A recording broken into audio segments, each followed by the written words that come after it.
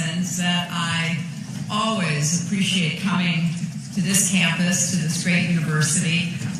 And I am so pleased to have a chance to talk with you today about an issue that, as President DeGioia said, is one that has really provided the impetus for a lot of the work that is being done here at the university, particularly in the Institute that has been the first of its kind anywhere in the world studying women and security and the contributions that can be made. And I'm grateful to President DeGioia's visionary leadership and this university for your commitment to nurturing diplomats, peacemakers, and leaders. I am one of those who thinks we need more peacemakers, diplomats, and leaders who are devoted to ongoing and difficult work of bridging divides, of bringing people together, of trying to find common ground. Now, some of you may have been here back in 2011 when we announced the creation of this institute. It came about for an ultimately profoundly simple reason. About a decade earlier, there had been a landmark resolution passed in the UN Security Council affirming women's crucial roles in peace and security. But the promise of that resolution has, with very few exceptions, remained largely unfulfilled. This is something that I talk often about with my close friend and predecessor, who leads Blue and Gray, because we thought back in the 90s that we needed to do more to elevate the rights and opportunities of women and girls on every level. Obviously, education, health, and economic opportunity, but also to unleash the potential for involvement in ending conflicts, in creating more secure environments for all people to live in and thrive.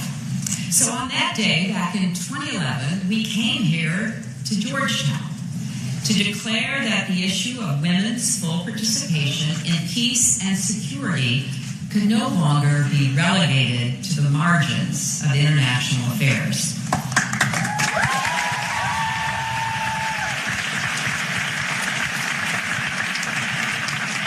I believed then, and I have to tell you, I believe even more fiercely today, that advancing the rights and full participation of women and girls is the great unfinished business of the 21st century.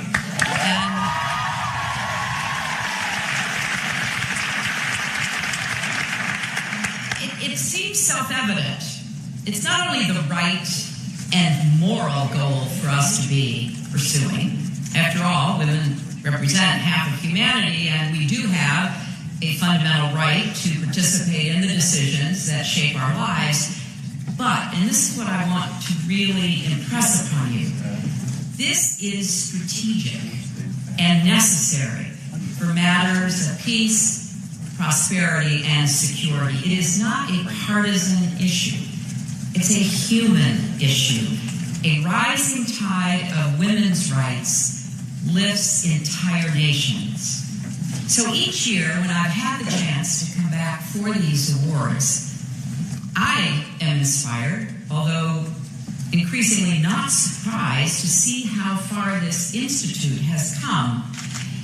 Georgetown is very fortunate, in my highly biased opinion, to have my dear friend, Ambassador Meland Revere, at the helm and backed up fully by the leadership of the university, because the leaders, as President DeGioia just read out, that you recognize, women and men alike, have come from different backgrounds, certainly different countries, but united in the belief that women are not only victims of war, but must be viewed and helped to become agents of change, makers of peace, and drivers of progress.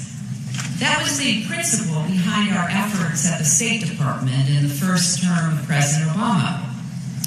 We wanted to set a standard, and I'm proud of it because I do see it as strategic and necessary, not just a nice thing to do on the margins somewhere deep in the bowels of the State Department, but front and center, because standing up for the rights and opportunities of women and girls must be a cornerstone of American global leadership, and therefore it must be woven throughout our foreign policy with the resources, staffing, accountability, and attention needed to back up that commitment.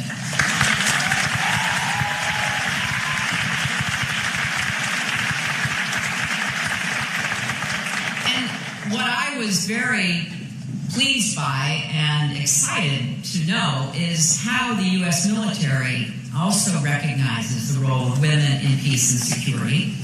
Over the years, I've had the privilege of working alongside and standing beside some of our military leaders right on this stage. Admiral Sandy Winnefeld, former Vice Chair of the Joint Chiefs of Staff, Michelle Flournoy, former Undersecretary for Defense for Policy, helped to put new emphasis on stopping rape and gender-based violence in conflict zones and post-conflict areas and empowering women to help make and keep peace. This is especially important now when we have across the globe more than 60 million refugees fleeing not only conflicts, but famine and drought and disease. And we have to come to terms with that because, again, it's not just somebody else's problem. It will affect the stability of nations and regions, which in turn could very well bring problems, whether it be conflict and terrorism or disease and criminal activity to our shores. So global progress depends on the progress of women, and I know we've seen positive results of that theme being actually implemented ever since the UN Women's Conference in Beijing in 1995. But I'm here also to say we are seeing signals of a shift that should alarm us all. This administration's proposed cuts to international health, development, and diplomacy would be a blow to women and children and a grave mistake for our country. Some of you may have seen the recent letter from more than 120 retired generals and admirals to Congress and the administration, urging the Congress and the White House not to retreat from these programs which represent our values. These distinguished men and women who served in uniform recognize that turning our back on diplomacy won't make our country safer. It will undermine our security and our standing in the world. Defense Secretary Mattis said it well when he said if you cut funds to the State Department, that means he has to buy more ammunition. So the work that is done here at this institute, here at Georgetown, making the evidence-based case for the role of women and peace and security is incredibly important. It's always mattered, but today it's even more critical. As this institute has grown, so too has the body of evidence showing that when women participate in peacemaking and peacekeeping, we are all safer and more secure. Studies show, here I go again, talking about research, evidence, and facts.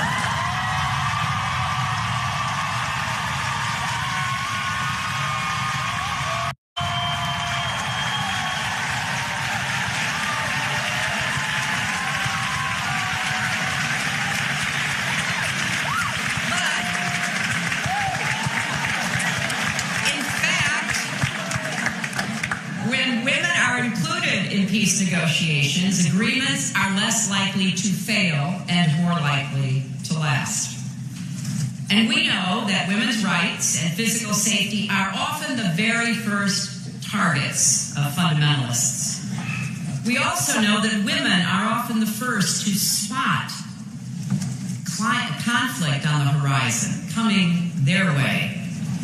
And when their insight and information is ignored, it often leads to consequences that might have been averted.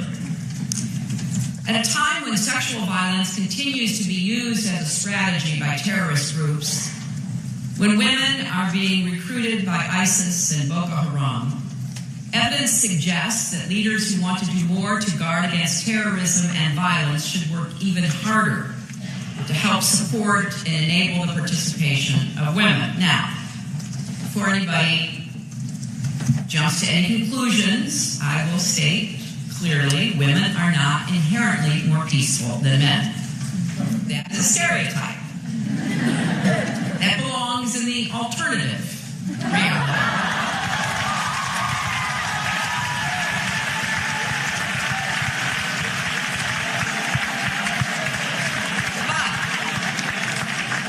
History does show that when women are at the peace table, they bring together coalitions and they work really hard to build consensus.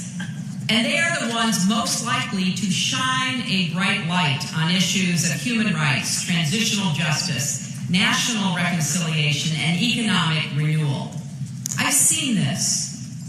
Over the years, I worked with the women of Northern Ireland and watched as they reached across sectarian divides to forge a lasting peace. And when that process started back in the 90s, who would have ever predicted that Martin McGuinness, who just passed away, would ever shake hands with Queen Elizabeth? We've seen the women of Liberia force an end to a bloody civil war.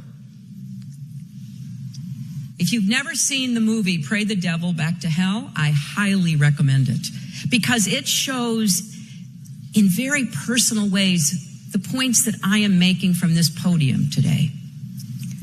The women of Liberia went to where the men had been talking about ending the conflict for weeks and weeks, a hotel in Ghana, and they surrounded it and they would not leave. They wouldn't let those who had met to negotiate the peace out of a window or a door until they came to agreement.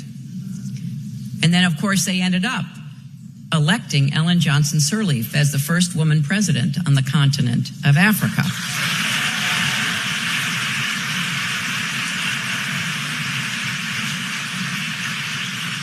I have seen women in the Democratic Republic of Congo survive the most horrific, almost unimaginable abuse and cruelty, and then summon the resilience to rebuild and help others go on.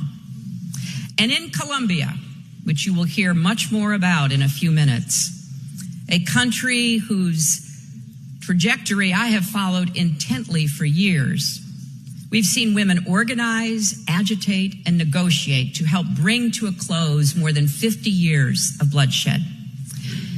While conflict raged and efforts to stop the violence failed, women not only took their places at the table, they opened up the peace process to women across Colombia and urged over and over again that all parties not walk away until they reached an agreement. So if we are to build more just, free, and peaceful countries, and indeed a world, it's not enough just to pay lip service to empowering women. We have to take seriously their concerns and give them the tools to be equal partners in helping to shape the world they inhabit.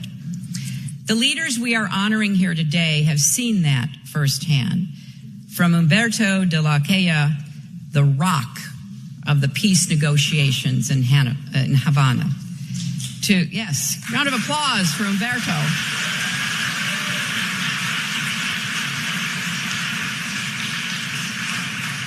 Maria Paulina Riveros, one of two women appointed to represent the Colombian government in the talks.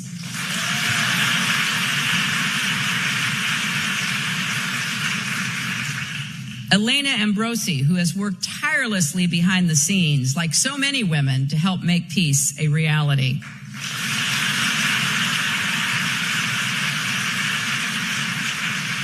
And to Jenith Bedoya Lima, a journalist who continued her pursuit of the truth and her advocacy for victims of sexual violence in the face of her own horrors.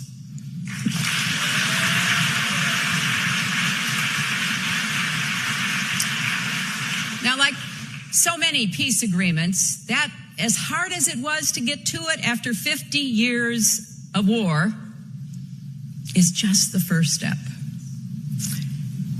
Implementing peace will be a constant task.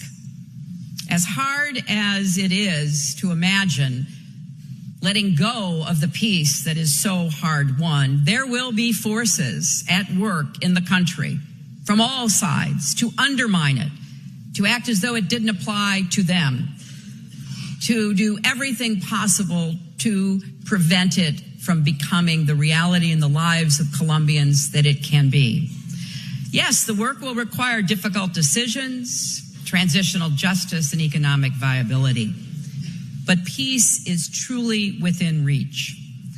So from peace processes like the one we celebrate today to important steps that nations and institutions are taking to recognize the role of women in confronting violent extremism and addressing climate change and standing up against terrorism and conflicts of all kinds, we've got to continue this work. And I am pleading that our government will continue its leadership role on behalf of peace in the world, because the world must continue this work with or without U.S. involvement.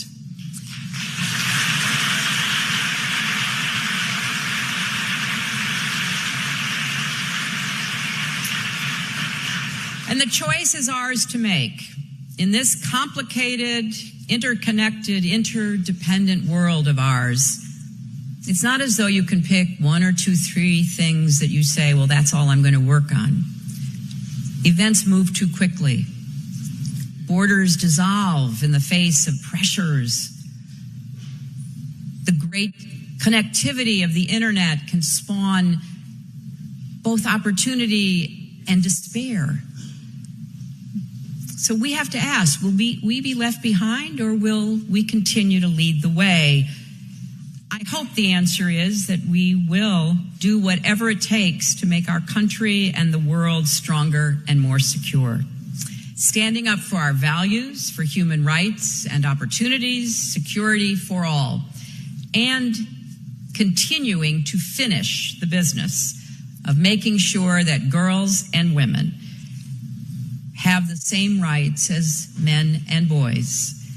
And by extending and guaranteeing those rights, unleashing human potential, the likes of which the world has never seen.